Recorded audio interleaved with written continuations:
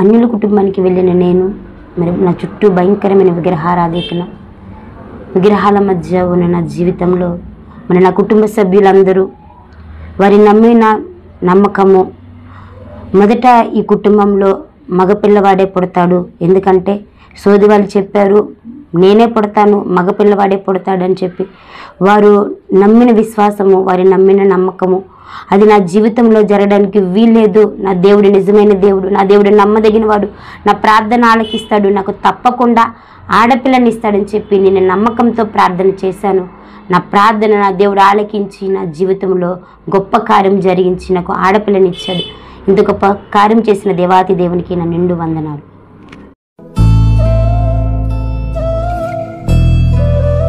హల్లెలూయా. దేవుని నామానికి మహిమ కలుగునుగాక.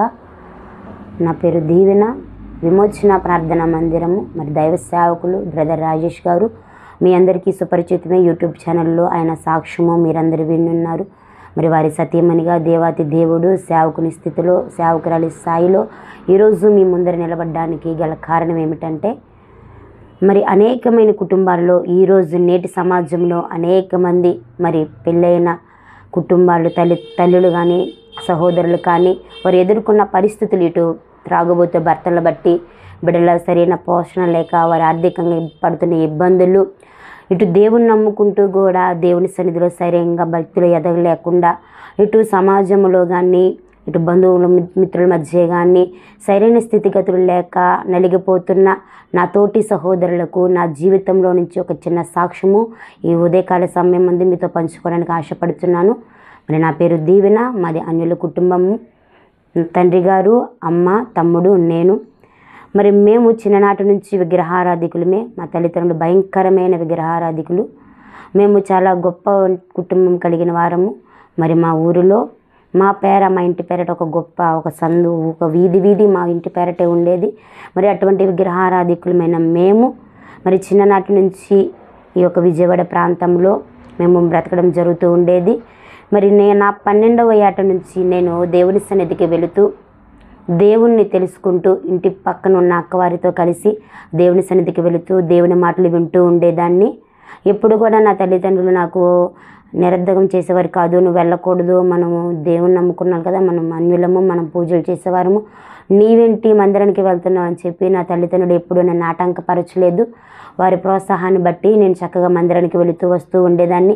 చిన్నప్పటి నుంచే సండే స్కూల్లో చక్కగా పాటలు పాడుతూ డ్రమ్స్ వాయిద్యాలు వాయిస్తూ దేవుని సన్నిధిలో చాలా బాగా బలంగా ఉండేదాన్ని. సేవకులకు దగ్గరగా ఉండేదాన్ని. మరి ఏది చెప్పినా వారి మాట కాదనకుండా చిన్ననాటి నుంచి వారి దగ్గరే ఉంటూ ఉండేదాన్ని. ఇటు చదువుకుంటూ స్కూల్ నుంచి రాగానే సేవకురాల దగ్గరికి వెళ్ళిపోయి వారు ఏది చెప్తే అది వింటూ, వారు చెప్పే ప్రతి మాటని వింటూ ఉండేదాన్ని. ప్రార్థన గురించి ఎలా ఉండాలి ఏమిటి అని చెప్పి వారు చెప్తున్న ప్రతి మాటను నేను శ్రద్ధగా ఆలకిస్తూ ఉండేదాన్ని. అలా నా బాల్యం జరుగుతూ ఉన్న సందర్భంలో మరి నేను 10th ముగించుకుని యవ్వన దశకు వచ్చాను. యవ్వన దశకు వచ్చి 10th ఆఫ్ చేసేసి ఒక ఉద్యోగంలో జాయిన్ అయ్యాను. చక్కగా ఉద్యోగం చేసుకుంటూ మందిరానికి వెళుతూ కుటుంబ సభ్యులతో సంతోషంగా గడుపుతూ ఉండేదాన్ని. మరి ఈ క్రమంలో నా జీవితంలో జరిగిన ఒక సంఘటన, యవ్వన కాలంలో ఎవరైనా సరే మనకున్న యవ్వనాన్ని బట్టి, మనకున్న అతిశయాన్ని బట్టి త్రొట్టిల్లిపోతారు అని చెప్పడానికి ఒక చిన్న ఉదాహరణ. మరి నేను యవ్వన ప్రాయంలో ఉద్యోగం చేస్తున్న సమయంలో ఒకానొక సందర్భంలో మా ఇంట్లో ఒక చిన్న గొడవ, నాకు మా తండ్రి గారికి మా అమ్మగారికి. ఆ గొడవలో నేను కోపం తట్టుకోలేక మా తండ్రి గారిని చాచిపెట్టి గోబు మీద కొట్టి ఆయన వేసుకున్న బట్టలన్నీ తీసి మూటగట్టి రోడ్డు మీద విసిరిపాడేసేసి నువ్వు మా ఇంట్లో నుంచి వెళ్ళిపో, నువ్వు మా ఇంట్లో ఉండడానికి వీల్లేదని చెప్పి చాలా కోపంతో గర్వంతో ఆయన ఎదిరించినప్పుడు నా తండ్రి గారు ఒక్క మాట కూడా మాట్లాడు. ఎందుకంటే నేను సంపాదిస్తున్నానన్న గర్వం, ఎప్పుడూ నా దగ్గర డబ్బులు ఉండేవి, అందరూ నా మాటే వినాలి అన్న అసూయ గర్వంతో నేను ఉండేదాన్ని. నా తల్లి అయినా సరే, నా తమ్ముడైనా, నా తండ్రి అయినా నా మాటే వినాలి, ఎందుకంటే నేను సంపాదిస్తున్నాను, నా ఇంటిని నేను పోషిస్తున్నాను, నా మాట వినక వీరు ఎవరి మాట వినాలని చెప్పి గర్వంతో ఉండేదాన్ని. అలా యవ్వన ప్రాయంలో లోకస్తుల వలె అందరి వలె నేను కూడా ఇటు దేవుని మందిరానికి వెళుతూ నామకార్థంగా ఉండేదాన్ని. నామకార్థంగా ఉంటూ ఈ లోక స్నేహాలను బట్టి చక్కగా నేను కూడా అందంగా ఉండాలి, మోడర్న్గా ఉండాలి అని చెప్పి చాలా లోకానుసారంగా బ్రతుకుతూ ఉండేదాన్ని. అలా జీవిస్తూ క్రమంలో చిన్ననాటి నుంచి దేవుని సన్నిధిలో ఎదుగుతూ పాస్టర్ గారి దగ్గరే ఉంటున్నాను. నేను క్రమంగా ఒక దేవునికి నాకు మధ్య సంబంధాన్ని దూరపరుచుకుంటూ ఒక ఆదివారం మాత్రమే ఏదో వెళ్ళాలి కాబట్టి వెళ్ళి వస్తూ ఉండేదాన్ని. అలా నా జీవితం కొనసాగిస్తుండగా మరి నేను యవ్వన ప్రయాణానికి వచ్చాను. మరి నేను ఒక వ్యక్తిని ప్రేమించి వివాహం చేసుకోవడం జరిగింది. నా తల్లిదండ్రులు ఎవరికీ తెలియదు, ఎవరికి చెప్పకుండా నా సొంత ఆలోచనని బట్టి, నా సొంత నిర్ణయాన్ని బట్టి నేను పెళ్లి చేసుకోవడం జరిగింది. ఈ మాట వింటున్న ప్రతి ఒక్క యవ్వనస్తుడికి నా నుంచి వచ్చే సూచన ఏమిటంటే, ఈ లోకంలో అనేక మంది యవ్వనస్తులు ఇంతకాలం మనల్ని పెంచి పెద్ద చేసి పోషించిన తల్లిదండ్రుల మాట వినకన్నా మన ఇష్టము, నా ఇష్టము, నా జీవితం అంటూ ముందుకు వెళ్ళిపోతూ ఉంటాము. కానీ నా జీవితంలో నేను ప్రేమించి పెళ్లి చేసుకున్న వ్యక్తి నన్ను నమ్మించి మోసం చేసి, నేను చాలా మంచివాడిని, నాకు ఏ అలవాటు లేదు, నా దగ్గర చాలా ధనం ఉంది, మన ఇద్దరం పెళ్లి చేసుకుంటే చాలా సంతోషంగా ఉండొచ్చు అని చెప్పి నన్ను నమ్మించి మోసం చేసి పెళ్లి చేసుకున్నారు.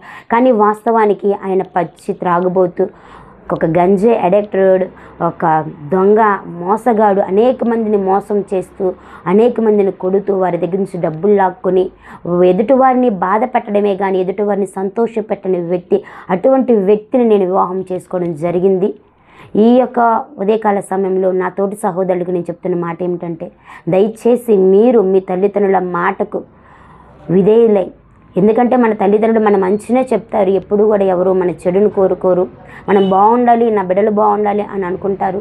నా జీవితంలో నా తల్లిదండ్రులు ఎంత చెప్పినా నేను వినలేదు. వారి మాటను కాదనుకొని నేను నా ఇష్టానుసారంగా, నా సొంతంగా నేను నా భర్తని పెళ్లి చేసుకోవడం జరిగింది.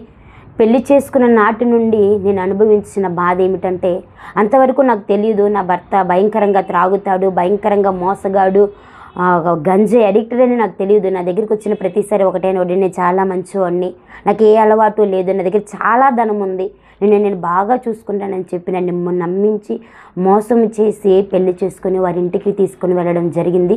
నేను చెప్పాను కదా, నేను చిన్ననాటి నుంచి దేవుణ్ణి నమ్ముకున్నానని. నేను పెళ్లి చేసుకున్న నా భర్త పూర్తి విగ్రహారాధికులు, పూర్తిగా అన్యులు. వారికి యేసు ప్రభు అంటే ఎవరో తెలీదు. కానీ నేను మాత్రము దేవుని సన్నిధిలో ప్రతి ఆదివారం దేవునికి కనబడి నా ఉద్యోగానికి వెళ్ళేదాన్ని. ఏ ఆదివారం కూడా నేను దేవుని సన్నిధి విడిచిపెట్టేదాన్ని కాదు. ఒక్కొక్క ఆదివారం ఏదైనా సందర్భంలో మందిరం మానేస్తే చాలా ఏడ్చేదాన్ని. ఈరోజు నేను మందిరానికి వెళ్ళలేకపోయానని చెప్పి చాలా బాధపడేదాన్ని. అటువంటి నా జీవితంలో నేను వివాహం చేసుకున్నప్పటి నుంచి నాకు మందిరము దూరం అయిపోయింది, దేవుడు దూరం అయిపోయి నేను పూర్తి విగ్రహారాధికుని పెళ్లి చేసుకున్నాను. వారు విగ్రహాలనే పూజించేవారు, దేవుడు అంటే వారికి ఎవరో తెలీదు. అటువంటి సందర్భంలో నేను పెళ్లి చేసుకున్న భర్త పూర్తిగా అన్యుడు. అదే కాకుండా భయంకరమైన త్రాగుబోతు, భయంకరమైన గంజే అడిక్టర్, అది ఒక పెద్ద సైకోలా ప్రవర్తించేవాడు. ఆయన మాటే నెగ్గాలి, ఎదుటివారు మంచి చెప్పినా చెడు చెప్పినా వినే మనస్తత్వం కాదు. నా మాట ఎందుకు మీరు వినరు అన్న అటువంటి సైకోగా ప్రవర్తించేవారు. అటువంటి ఆయన వ్యక్తిని నేను పెళ్లి చేసుకొని నా జీవిత భాగస్వామిగా చేసుకున్నప్పుడు, నా వయస్సు నేను పెళ్లి చేసుకున్నప్పుడు చాలా చిన్నది. నేను 19వ సంవత్సరము నేను పెళ్లి చేసుకున్నప్పుడు. అప్పటి నుండి కూడా ప్రేమించి పెళ్లి చేసుకున్నాను. కానీ ఆ ప్రేమ నా జీవితంలో లేదు. ఆయన ఉదయం వెళ్ళిపోయి నైట్ ఎప్పుడో అర్ధరాత్రి అపరాత్రి అని లేకుండా వస్తూ ఉండేవాడు. కనీసము తిన్నావా, ఉన్నావా అని నన్ను పట్టించుకుని అడిగేవారు కూడా ఎవరు లేరు. ఎందుకంటే నా తల్లిదండ్రులు నీ ఇష్టానుసారంగా నువ్వు వెళ్ళిపోయావు కాబట్టి నువ్వెవరో నాకు తెలీదు, నాకు కూతురే లేదు, మేము చనిపోయామని చెప్పి నా తల్లిదండ్రులు అందరూ నన్ను విడిచిపెట్టారు.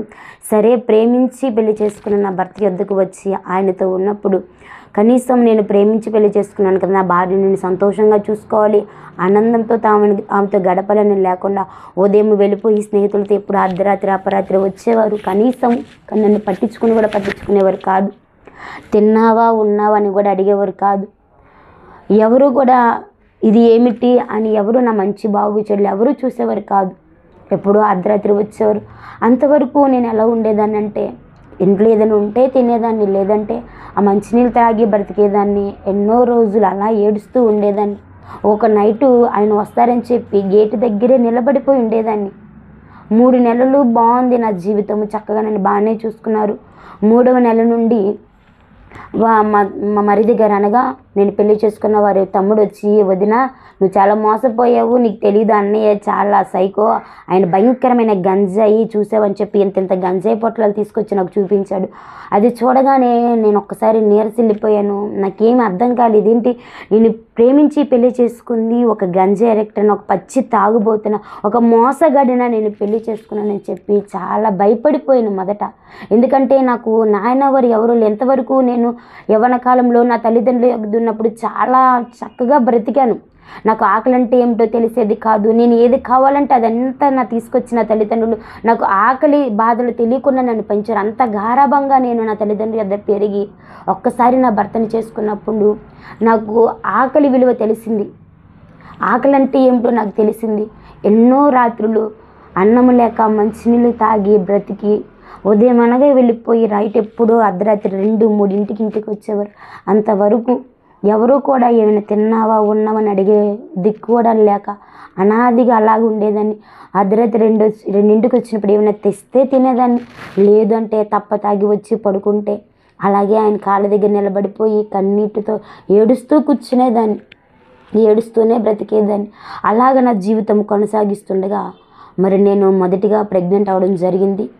ప్రెగ్నెంట్ అవుతున్నప్పుడు ఒకరోజు నా భర్తతో గొడవ పెట్టుకున్నాను. నువ్వు ఉదయం వెళ్ళి సాయంత్రం వస్తున్నావు, కనీసం నన్ను పట్టించుకునేవారు ఎవరూ లేరు, నేను తిన్నానా ఉన్నానని కూడా నన్ను ఎవరూ అడగట్లేదు, నువ్వు పెళ్లి చేసుకున్నావు వెళ్ళిపోతున్నావు, ఏదైనా అడిగితే నేను ఇంతే అని చెప్పి మూర్ఖంగా మొండిగా మాట్లాడేవారు. ఇంకా ఎక్కువగా అడిగితే కొట్టేసేవారు, ఇష్టానుసారంగా నా మీద గొడవ పడి కొట్టి వెళ్ళిపోయేవారు. అలాగే ఏడుస్తూ ఉన్న సందర్భంలో ఒకరోజు మరలా నేను నా పాత జీవితాన్ని, నేను యవ్వన ప్రాయంలో ఉన్నప్పుడు నేను నమ్ముకున్న నా దేవుడు, నా సండే స్కూల్లో నా సేవకులు నాకు చెప్పిన మాటలన్నీ నేను నెమరు వేసుకుంటే నిజమే కదా, ఒకప్పుడు నేను ప్రార్థన చేసింది సండే స్కూల్లో ఉన్నప్పుడు అన్నిట్లో ముందుండేదాన్ని, చక్కగా పాటలు పాడేదాన్ని, డ్రమ్స్ వాయించేదాన్ని, దేవుడు అంటే చాలా ఆసక్తి కలిగి ఉండేదాన్ని.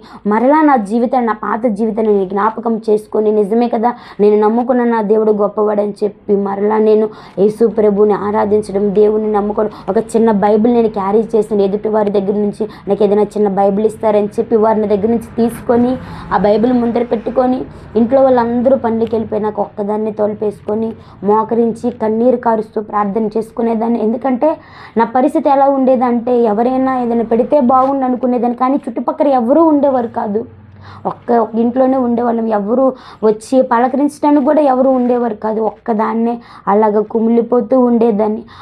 ఆ సందర్భంలో నేను దేవునికి ప్రార్థన చేయడం ప్రారంభించాను. ఎందుకంటే మా సేవకులు చెప్పారు, ఏ కష్టం వచ్చినా ఏ బాధ వచ్చినా నీ వెన్నంట ఉండే దేవుడు, ఎప్పుడు నీతో ఉండే దేవుడు నజరేయుడు యేసు అని చెప్పి నేను చిన్నప్పుడు వెళ్ళిన నా సేవకురాలు నాకు చెప్తూ ఉండేది. ఎప్పుడు ఆవిడ నన్ను ఎంతగానో ప్రేమించేది, తన సొంత కూతురు వల్లే నన్ను ఎంతగానో ఆదరించేది. ఆవిడ చెప్పిన మాటలు నా మదిలో ఉంచుకొని నిజమే ప్రభా, నిజమే కదా, నేను ఇన్ని కష్టాల్లో ఉన్నాను, తప్పకుండా నేను ప్రార్థన చేసుకుంటాను, దేవుడు నా బ్రతుకును మారుస్తాడేమని చెప్పి నేను ప్రార్థన చేయడం ప్రారంభించిన. ఎలాగంటే ఒంటరిగానే అందరూ వెళ్ళిపోయినప్పుడు తలుపులు వేసేసుకొని మోకరించి ప్రార్థన చేస్తూ ఉండేదాన్ని. మళ్ళీ ఎవరైనా వస్తే చూస్తే తిడతారేమని చెప్పి భయం వేసేది. ఎందుకంటే నా కుటుంబము పచ్చి విగ్రహారాధికుల, మొత్తం ఇంటి నిండా విగ్రహాల ఫోటోలే ఉండేవి. యేసు ప్రభు ఫోటో కానీ బైబిల్ కానీ ఏమీ ఉండేది కాదు. వాటి మధ్యనే నేను నిలబడి మోకరించి ప్రార్థన చేసుకునేది. నా విశ్వాసం ఒకటే, నేను నమ్ముకున్న నా దేవుడు నన్ను అన్యాయించిన నమ్మకంతోనే నేను ఉండి ప్రార్థన చేసుకుంటూ ఉండేదాన్ని. అలా గడుస్తుండగా నేను ప్రెగ్నెంట్ అయ్యాను. అప్పుడు ఇంకా నా పరిస్థితి చాలా దారుణంగా ఉంది. అంటే ప్రెగ్నెంట్గా ఉన్న వారికి ఆకలి ఎక్కువగా వేస్తుంది.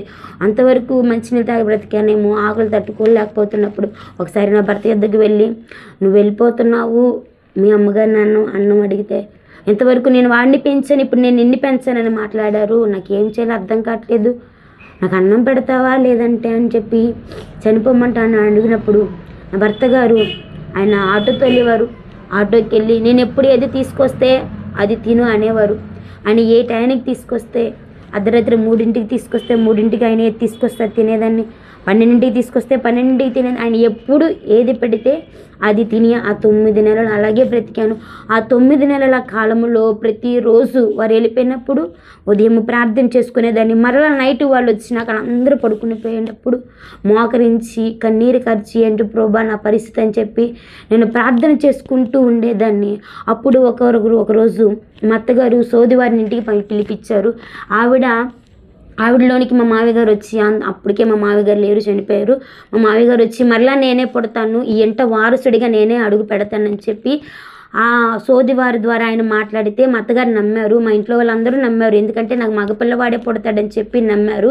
కానీ నేను ఒకటే నిర్ణయించుకున్నాను, ప్రభా నేను నమ్ముకున్న నా దేవుడు నువ్వు గొప్పవాడివి, నేను నిన్ను తప్పే నేను ఎవరిని ఆరాధించట్లేదు. ఇప్పుడు వీరు ఈ సోదివారి చెప్పింది నిజమైతే, నా కడుపున మగబిడ్డ పుడితే వీళ్ళ దేవుడే నిజమైన దేవుడు అనుకుంటారు, నాకు అలా జరగడానికి వీల్లేదు, నా ప్రార్థన ఆలకించు ప్రభా అని చెప్పి కన్నీరు కార్చి మోకరించి ఒకటే ప్రార్థన చేసేదాన్ని, నాకు మగపిల్లవాడు వద్దు ప్రభా, నాకు ఆడపిల్ల నువ్వు ప్రభా అని చెప్పి కన్నీరు కార్చి 9 నెలలు కూడా నేను ప్రార్థన చేసుకుంటూ ఉండేదాన్ని. ఒకవైపు నా భర్తను మార్చమని ప్రార్థన చేసుకునేదాన్ని, ఒకవైపు నాకు మగబిడ్డ కావాలి.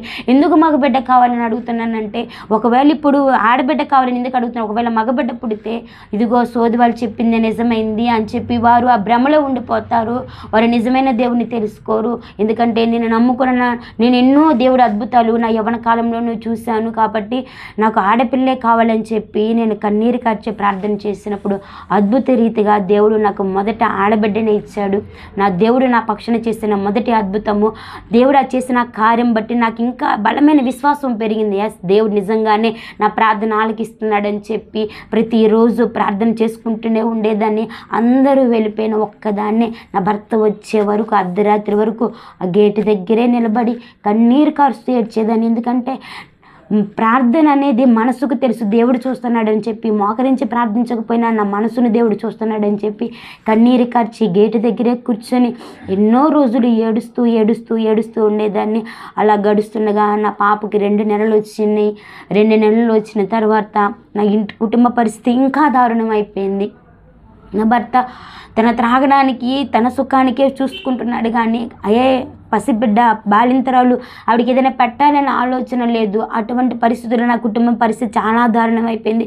ఎప్పుడు నా భర్తతో నేను గొడవ పడుతూ ఉండేదాన్ని, ఇది నీ కరెక్ట్ కాదు, పిల్లల్ని కన్నాము ఏంటని చెప్పి ఎక్కువగా ఆయనతో నేను వాదిస్తూ ఉంటే ఆయన నా మాటలు తట్టుకోలేక ఇదిగో ఇప్పుడే వస్తానని చెప్పి కొన్ని బట్టలు సంచులో వేసుకొని ఏలూరు దాకా కిరాయికి వెళ్ళి వస్తానని చెప్పి వెళ్ళిపోయి వారమైంది రాలేదు. ఫోన్ చేస్తుంటే ఇగో వచ్చేస్తున్నాను, రేపు వచ్చేస్తున్నాను అన్నాడు.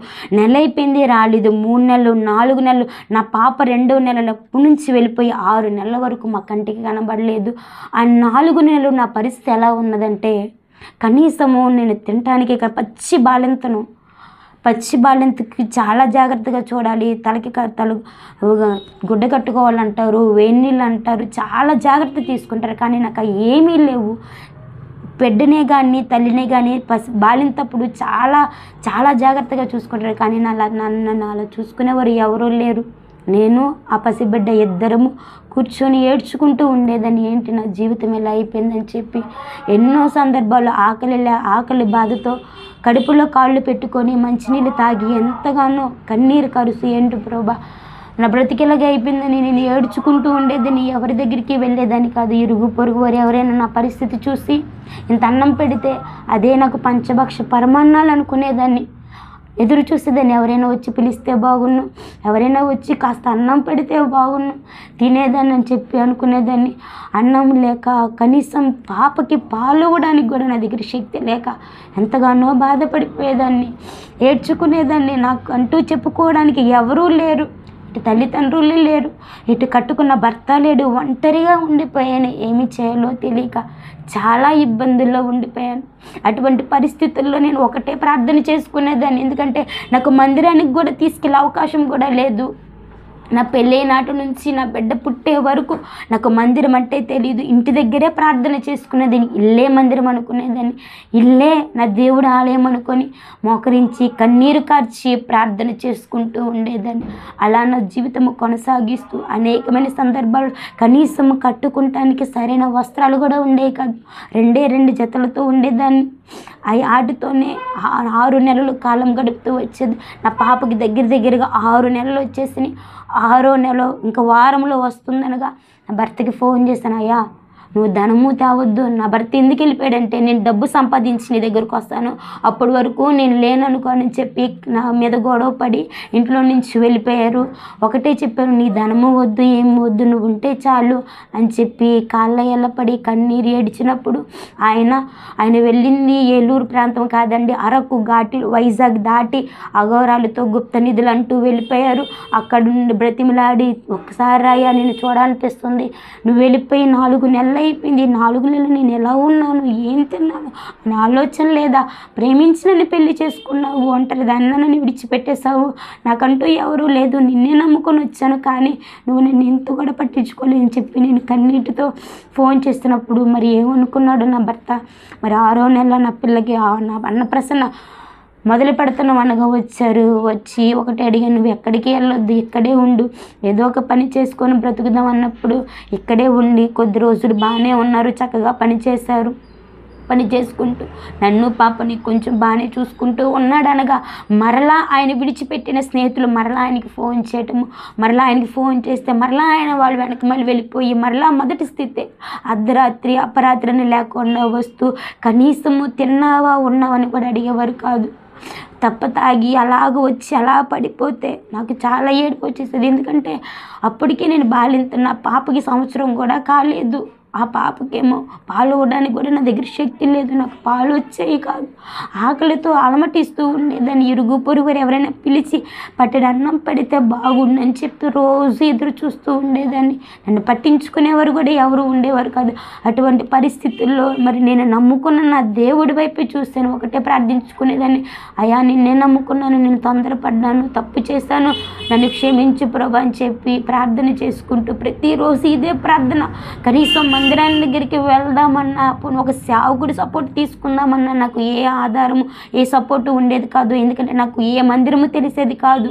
నేను వెళ్ళిన మందిరము గురునానక్ కాలనీలో ఉండేది. మేము తాడిగడపలో ఉండేవారు. నన్ను మందిరాన్ని తీసుకెళ్లేవారు కూడా ఎవరూ ఉండేవారు కాదు. అలాగే ఇల్లే నా మందిరం అనుకొని ప్రతిరోజు ప్రతి రాత్రి దేవుడికి ప్రార్థన చేస్తూ అలాగ గడుపుతూ వచ్చేదాన్ని. కనీసం నేను పచ్చి బాలింతలను కూడా చూడకుండా చాలా విపరీతంగా నన్ను కొట్టి హింసించేవారు. ఎంతగా అంటే నేను చనిపోతే బాగుండు అని కొన్ని సందర్భాలలో అంతగా నన్ను నా మీద దాడి చేసేవో. ఒకసారి అయితే నా గొంతు మీద కత్తి పెట్టి చచ్చిపో అని చెప్పి ఎంతగానో ఒక సైకోలాగా నా మీద ప్రవర్తించేవారు. కానీ ఏ రోజు కూడా నేను వెళ్ళిపోవాలి, ఒక సందర్భంలో అనుకునేదాన్ని, ఎందుకు నేను బ్రతుకుండేది, చనిపోతే బాగుండు, నా పిల్లని తీసుకొని నేను వెళ్ళిపోయి చనిపోవాలని చెప్పి ఎన్నో సందర్భాల్లో ఆలోచించుకునేదాన్ని. కానీ నేను చేసుకునే నా ప్రార్థన, నా దేవుడు నన్ను గద్దించేవాడు, నిలబడు ప్రార్థన చేయని చెప్పి. నేను ఆత్మలో దేవుడు నన్ను గద్దిస్తూ ఉంటే ఆ కష్టాలు ఆ బాధలు తట్టుకుంటూ ఓర్చుకుంటూ ఒకటే ఆశ ఉండేది, దేవుడు మారుస్తాడు. నన్ను నేను బలపరుచుకుంటూ ఉండేది. నన్ను బలపరచడానికి కూడా నాకు ఎవరు ఉండేవారు కాదు. కనీసం ఒక సేవకులు సపోర్ట్ కూడా నాకు ఉండేది కాదు. నన్ను నేనే బలపరుచుకునేదాన్ని. దేవుడు నాకంటూ ఒక మంచి రోజు ఇస్తాడని చెప్పి నా ఇంటిలో ఒక వాక్యం ఉండేది. ఏమిటంటే, నేనును నా ఇంటి వారును యెహోవాని సేవించదమని చెప్పి ఒక చిన్న వాగ్దానం గోడ మీద ఉండేది. రోజు ఆ వాగ్దానాన్ని చదువుకొని ఒకటే ప్రార్థన చేసుకునేది, ప్రభా నా ఇల్లు అనగా నా భర్త నేను నీ సన్నిధిలో ఉండాలి ప్రభా, ఎలాగైనా మార్చు ప్రభా. ఇదే ప్రార్థన, ఇంకొక ప్రార్థన చేసేదాన్ని కాదు. నాకు డబ్బు కావాలనో అంతస్తు కావాలనో కనీసము కడుపు నిండా తిండి కావాలని కూడా నేను అడిగేదాన్ని కాదు. నా భర్తను మార్చు ప్రభా అని చెప్పి ప్రతిరోజు కన్నీరు కారుస్తూ ప్రార్థన చేస్తూ ఉండేదాన్ని. ఇలాగ నా జీవితం కొనసాగిస్తుండగా నా పాపకి సంవత్సరం వచ్చేసింది. ఈ సంవత్సర కాలంలో ఇంకా నా భర్త ఇంకా భయంకరంగా స్నేహితులు అంటూ గంజాయి అంటూ కనీసం ఇంటి పట్టును కూడా ఉండేవారు కాదు. విజయవాడ ప్రాంతంలో ఉన్నా సరే అర్ధరాత్రులు అపరాత్రులు లేకుండా తన స్నేహితులతో వెళ్ళిపోతూ ఎప్పుడో వచ్చినా సరే నెమ్మది లేకుండా గొడవలాడుతూ కొట్లాడుతూ మనశ్శాంతి లేకుండా చేస్తూ ఉండేవారు. అలాగ నా జీవితం కొనసాగిస్తూ ఉండే సమయంలో ఒకనొక సందర్భంలో అనుకోని రీతిగా మరి నా పాపకి విపరీతంగా మరి ఆయాసం వచ్చేసింది.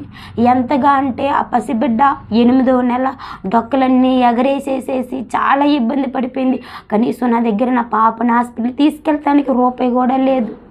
ఒక్క రూపాయి కూడా లేకపోతే పక్క వారి దగ్గరికి వెళ్ళి ఒక్క 150 రూపాయలు అప్పు తెచ్చుకొని ఆ డాక్టర్ దగ్గరికి వెళ్తే ఆయన చాలా సీరియస్గా ఉందమ్మా, ఈ పాపకి నరాల్లో ఇంజెక్షన్ చేయాలని చెప్పి ఇంజెక్షన్లు కొనిపెట్టి నరాల్లో పొడుస్తున్నప్పుడు ఆ పసిబిడ్డ చాలా అల్లాడిపోయేది. నా భర్తకి చెప్తే నీ చావు నాకు చెప్పమాకని చెప్పి వెళ్ళిపోయేవారు. నేను ఆ పసిబిడ్డని భుజాల మీద వేసుకొని నడుస్తూ వెళ్ళేటప్పుడు ఏడ్చుకుంటూ ప్రభా నా బిడ్డను బ్రతికించేయి, నువ్వు ఇచ్చిన ఆడపిల్ల అని చెప్పి ప్రార్థన చేసుకునేదాన్ని. వచ్చేటప్పుడు అదే ప్రార్థన చేసుకునేదాన్ని. అలాగా 2 నెలల వరకు నా పాపకి ఆ నరాలకి ఇంజెక్షన్ చేయిస్తూనే ఉండేదాన్ని. కనీసం ఎవరూ పట్టించుకోలేదు. కానీ ఒకటే అనుకున్నాను, ఒకరోజు ఒక తీర్మానం చేసుకున్నాను, ప్రభా ఆ పాపకి ఎంత బలహీనత, ఇన్ని నరాలు తట్టుకోలేకపోతుంది, చాలా వీక్గా ఉంది. ఎందుకంటే నా దగ్గర బలం ఉంటే ఆ పాపకి బలం ఉంటుంది, నేనే బలహీనురాలుగా ఉన్నాను. కనీసం నా పాపకి పాలు ఇవ్వడానికి కూడా 8వ నెల ఆహారం పెడతాకు కూడా లేదు. నా పరిస్థితి ఏమీ బాగోలేదు. ఆ ఇంజక్షన్ లేకుండా సాయం ప్రభా అని చెప్పి నేను దేవుడికి, అప్పటికి నాకు బాప్తిస్మ అనుభవం లేదు, నేను మందిరానికి కూడా వెళ్ళట్లేదు, ఒక తీర్మానం చేసుకుని ఒక మొక్కుబడి చేసుకున్నాను. నా పాపకి ఆయాసం లేకుండా నువ్వు చేస్తే ఆ పసిబిడ్డ నీ సేవకురాలుగా చేసుకుంటాను, ఒక సండే స్కూల్కి ఒక మంచి టీచర్గా చేస్తాను ప్రభా. నేను ఎప్పుడైతే దేవుని సన్నిధిలో నాకు ఇచ్చిన మొదటి సంతానాన్ని నేను తీర్మానముగా దేవునికి సమర్పించుకున్నాను, ఆనాటి నుండి ఇప్పుడు నా పాపకి 10 సంవత్సరాలు ఇప్పటి వరకు ఆవేశం అంటే ఏమిటో ఆ బిడ్డకి తెలియదు. ఒకటే ప్రార్థనే నేను చేసుకున్నాను, దేవుడే యందు విశ్వాసంతో నమ్మకంతోనే ఉన్నాను. ఎందుకంటే నన్ను నడిపించిన నా దేవుడు తెలిసి తెలియక తప్పు చేశాను, పొరపాటు చేశాను, క్షమించు ప్రభా అని చెప్పి నమ్మకంతో ప్రార్థన చేసుకుంటూ ఉన్నాను. నా ప్రార్థన విన్న నా దేవుడు క్రమక్రమేప నా భర్తలో కొద్దిగా మార్పు తీసుకొస్తూ ఉండేవాడు. ఒకప్పుడు ఇంటికి కూడా రాని వ్యక్తి నా ప్రార్థన నా దేవుడు ఆలకించి ఇంటికి నడిపించాడు. ఒకరోజు తాగి అలాగ పడిపోతే ఒకటే ప్రార్థన చేసుకున్నాను. నా భర్త కాళ్ళ దగ్గరకు నిలబడిపోయి మోకరించి, ప్రభా నా భర్తను మారిస్తే నేను చనిపోయేలాగా ప్రభా, నాకు బ్రతకాలని కూడా లేదు, కానీ నా భర్తను మార్చు ప్రభా అని చెప్పి నా భర్త మార్పు నేను చూసి చనిపోవడానికి సిద్ధపడుతున్నాను ప్రభా, దయతో నా భర్తను మార్చు అని చెప్పి ఆయన కాళ్ళ దగ్గర మోకరించి ప్రార్థించి కన్నీటితో ప్రార్థన చేశాను. దేవుడు ఆ ప్రార్థన క్రమక్రమ ప్రార్థన ఆలకించి నెమ్మదిగా నా భర్తలో మార్పు రావడం ప్రారంభించింది. అసలు కుటుంబం అంటేనే, భార్య అంటేనే, బిడ్డ అంటేనే మనసు లేని తనకు నా మీద నా బిడ్డ మీద మనసును దేవుడు కలిగించి నెమ్మదిగా ఆయన మందిరం వైపు రావడం అడుగుపెట్టాడు. అప్పటికే నేను ఏ మందిరానికి వెళ్ళలేదు. ఇంకా నా పరిస్థితి ఇంకా దారుణం అయిపోతున్నప్పుడు నా మనసు ఆగట్లేదు. నేను ఉంటున్న తాడి గడపలో ఏదో ఒక మందిరానికి వెళ్ళాలని చెప్పి నా చంటి బిడ్డను ఒక ఆదివారం చంకన వేసుకొని గబగబా రోడ్లు వెంట ఏ మందిరం కనబడితే ఆ మందిరంలోనికి నేను వెళ్ళిపోయి ప్రార్థన చేసుకుంటానని చెప్పి ఒక మందిరానికి వెళ్ళడం జరిగింది. ఆ మందిరం పేరు యేసుక్రీస్తు ప్రార్థన మందిరం. చివరి ప్రార్థనలో ఉన్నారు వాళ్ళు. అక్కడికి వెళ్ళి కూర్చొని కన్నీరు కారుస్తూ దేవుడిని అడుగుతున్నాను. అప్పటికి నా పరిస్థితి ఏమీ బాగోలేదు. నా పాపకి విపరీతమైన ఆయాసము, నా భర్త ఏమో లోకానుసారంగా తిరుగుతున్నాడు, కనీసం మమ్మల్ని పట్టించుకోవట్లేదు. ప్రేమించి వివాహం చేసుకున్నాడు కానీ నన్ను కానీ నా బిడ్డను కానీ పట్టించుకోకుండా తిరుగుతున్నాడు. ఆ మందిరంలో అందరికంటే చివరి కూర్చొని ఎక్కెక్కి ఏడుస్తున్నప్పుడు ఆ పాస్టర్ గారు నన్ను చూసి, అమ్మా నీ పేరేంటంటే నా పేరండి దీవెన అని చెప్పినప్పుడు ఆ పాస్టర్ గారు నన్ను బలపరిచి నా కష్టమంతా ఆయన చెప్పుకున్నాను. నేను మా భర్త గారండి బాగా త్రాగుతారు, డ్రగ్ ఎడిక్ట్ అండి, బాగా గంజాయి తాగుతారు, మరి పట్టించుకోవట్లేదని చెప్పినప్పుడు పాస్టర్ గారు నన్ను బలపరిచారు. ఏం కాదమ్మా ప్రార్థన చేసుకో, దేవుడు నీకు సాయం చేస్తాడని చెప్పి అప్పటి నుంచి నేను ఆ సంఘానికి వెళ్ళడము ప్రారంభించాను. ఆ సేవకులు ప్రార్థన, ఇటు నా ప్రార్థన దేవుడు ఆలకించి క్రమక్రమేణ నా భర్తని మార్చాడు.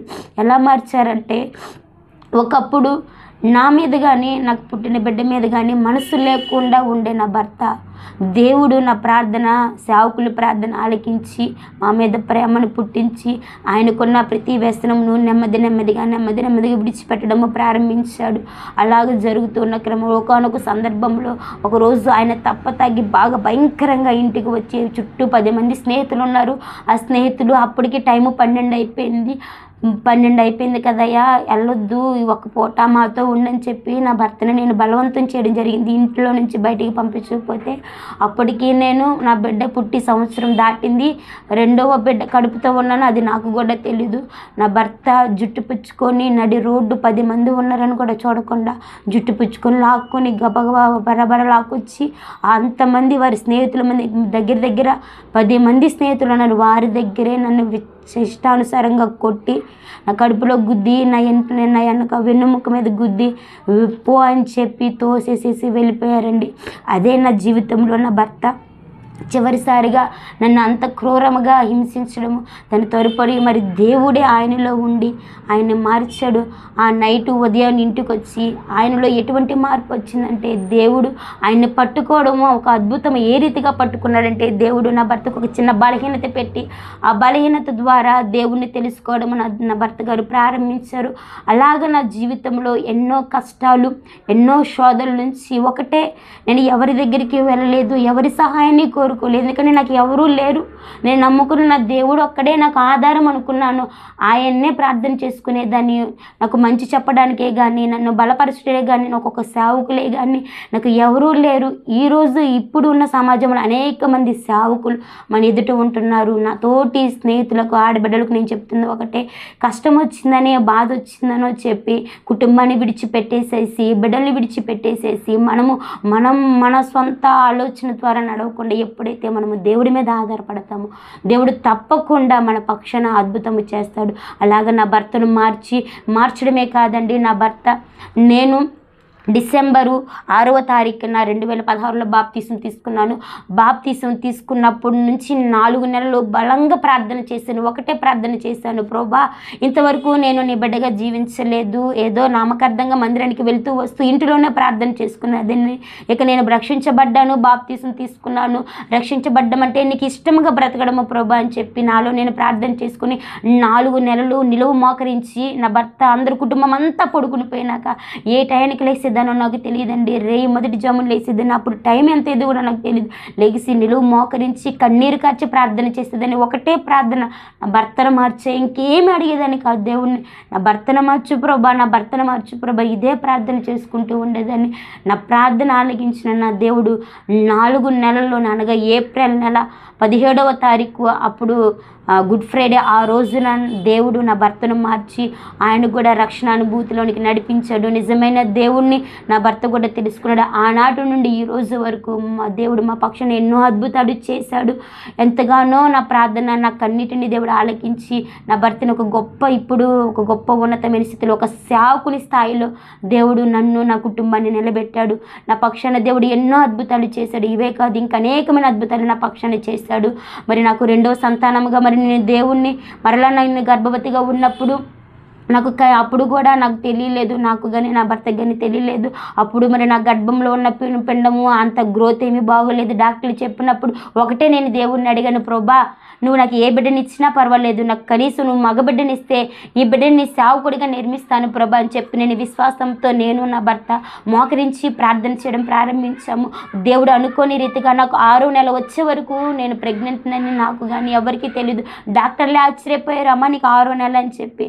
కానీ నేను ఒకటే నమ్మాను, 3 నెలల్లో ఉంది ప్రభా. అప్పటి వరకు నేను సరైన ఆహారం కూడా తినలేదు, ఎందుకంటే అంతవరకు చాలా ఇబ్బందుల్లో ఉన్నామేమో. నా భర్త లోకానుసారంగా ఉన్నప్పుడు చాలా అప్పులు చేసేసాము, చాలా అప్పులు పాలయ్యాము. ఆ అప్పులు తీర్చడానికే మా స్థితిగతి బాగుండేది కాదు.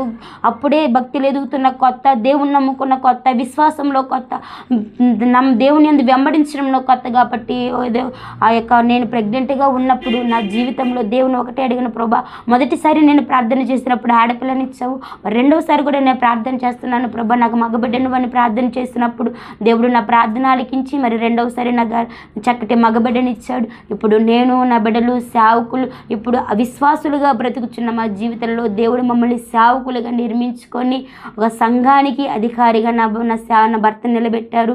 మరి మీ అందరికీ తెలుసు, బెజవాడ రాజేష్ గారు అంటే అందరికీ యూట్యూబ్లో సుపరిచితమే.